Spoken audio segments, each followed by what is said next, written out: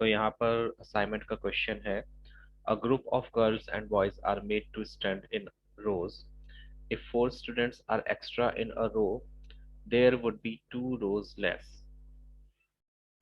If four students are less in a row, there would be four more rows. Find the number of students in the class. चलिए देखते हैं कैसे इस situation को हम handle करते हैं। तो यहाँ पर आप देख सकते हो जो सिचुएशंस हमें गिवन है उसमें किसकी बात हो रही है। एक तो बात हो रही है सिचुएशन में नंबर ऑफ रोज की, ठीक है, और स्टूडेंट्स पर रो, एक रो में कितने स्टूडेंट्स हैं। तो पहले हम कंसीडर कर लेते हैं। हमने कंसीडर कर लिया कि नंबर ऑफ रोज जो है वो एक्स है, ठीक है, and number of students in each row, number of students in each रो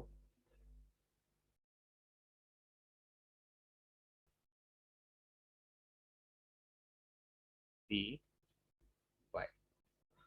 अब आपके पास सपोज करो 5 रोज हैं एंड ईच रो में 3 स्टूडेंट्स हैं पर रो। तो टोटल स्टूडेंट्स कितने होंगे इस एग्जांपल से आप बताइए। टोटल स्टूडेंट्स कितने होंगे?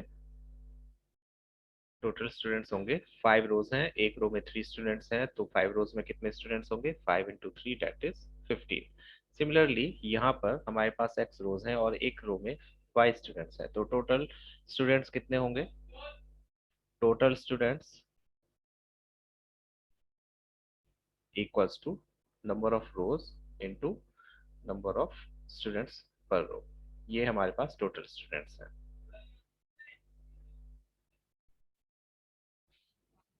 Now let's move to cases.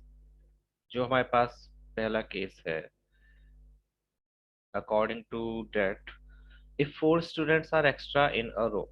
अब हमने ईच रो में कितने स्टूडेंट्स लिए थे? y, और उन्होंने बोला है कि अगर हर एक रो में 4 स्टूडेंट्स ऐड हो जाएं तो जो नंबर ऑफ रोज हैं वो there would be 2 rows less, means number of rows कितनी हो जाएंगी? 2 कम हो जाएंगी।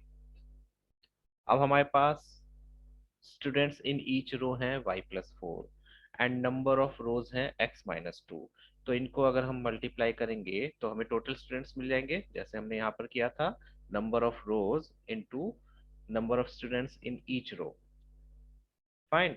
उसी तरह से अब हमारे पास number of students in each row है y+4 एंड नंबर ऑफ रोज है x-2।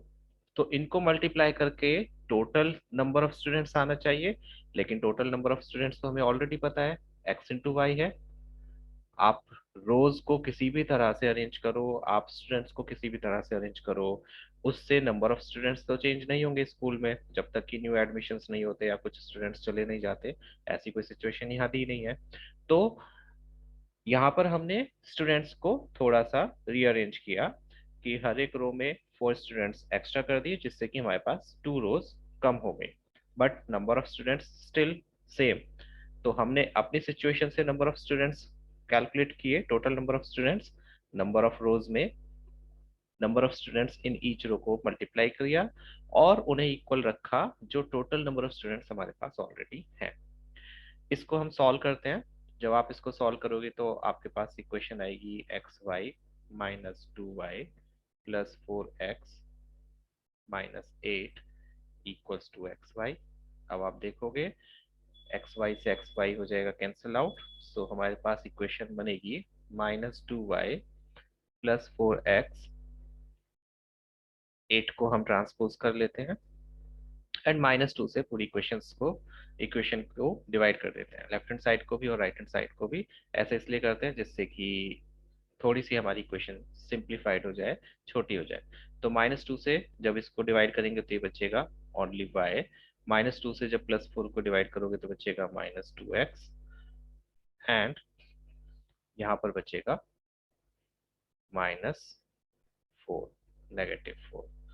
ये हो गई फर्स्ट इक्वेशन। आप इसको शफल कर सकते हो, 2 एक्स को आगे और वाई को पीछे लिख सकते हो, 2 से डिवाइड कर सकते हो, that totally up to you. Now second situation में, ये तो हमारी फर्स्ट सिचुएशन हो गई। केस 2 में क्या हुआ? इन केस 2, सेकंड केस में, इस बार उन्होंने क्या किया, if 4 students are less in each row. पहले हमारे पास हर रो में 4 स्टूडेंट्स एक्स्ट्रा किए गए थे, इस बार उन्होंने ईच रो में 4 स्टूडेंट्स कम कर दिए। तो उससे रिजल्ट क्या आया? 4 मोर रोज बन गई। जो रोज थी वो 4 और बढ़ गई। अगेन हम टोटल नंबर ऑफ स्टूडेंट्स निकालेंगे, number of students in each row multiplied by number of rows, और वो इक्वल होना चाहिए टोटल नंबर ऑफ स्टूडेंट्स जो हमारे पास ऑलरेडी है एक्स वाई। इसको फिर मल्टीप्लाई किया, X Y +4y -4x -16 equals to X Y. ठीक है, y into X X Y -4 into,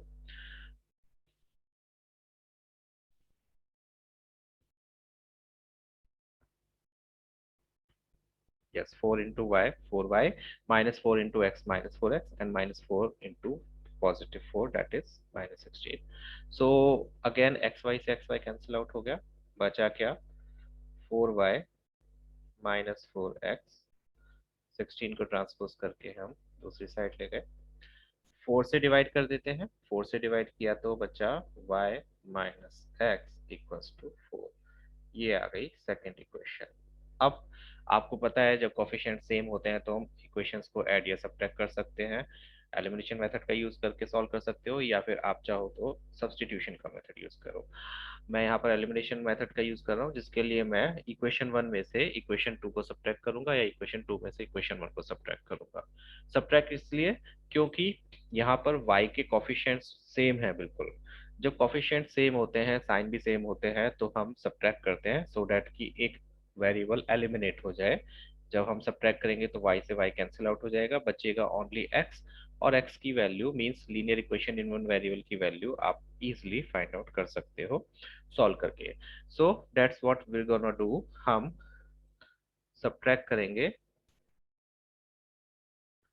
subtracting equation 1 from equation 2। आप किसी भी इक्वेशन को किसी में से भी सब्ट्रैक्ट कर सकते हैं, उससे कोई फर्क नहीं पड़ेगा, आंसर रिफ्लेक्ट, आंसर पर कोई फर्क नहीं पड़ेगा। सो फर्स्ट इक्वेशन को सेकंड इक्वेशन से अगर हम सब्ट्रैक्ट कर रहे हैं तो सेकंड इक्वेशन के लेफ्ट हैंड साइड में से जो कि है y -x, इसमें से सब्ट्रैक्ट होगा फर्स्ट इक्वेशन का लेफ्ट हैंड साइड जो कि है y -2x equals to second equation का right hand side that is 4 minus first equation का right hand side that is -4। इनको सॉल्व किया, y -x -y +2x minus minus plus 4 minus into minus plus 4, y से y cancel हो गया, 2x -x हो जाएगा x, and 4 + 4 हो गया 8। सो x की वैल्यू हमारे पास आ गई, means number of rows that is 8। Now let's find out students each row में कितने हैं। उसके लिए हम फर्स्ट इक्वेशन में या सेकंड इक्वेशन में x की वैल्यू पुट कर लेते हैं। मैं सेकंड इक्वेशन में भी पुट कर सकता हूँ और फर्स्ट में भी। सो सेकंड में पुट करता हूँ,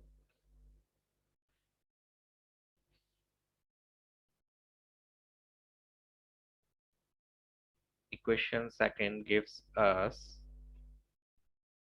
on putting x equals to 8, y के प्लेस पर y, माइनस के प्लेस पर माइनस का साइन, x के प्लेस पर x की value that is 8 equals to 4। तो y की वैल्यू आ गई 8 + 4 12।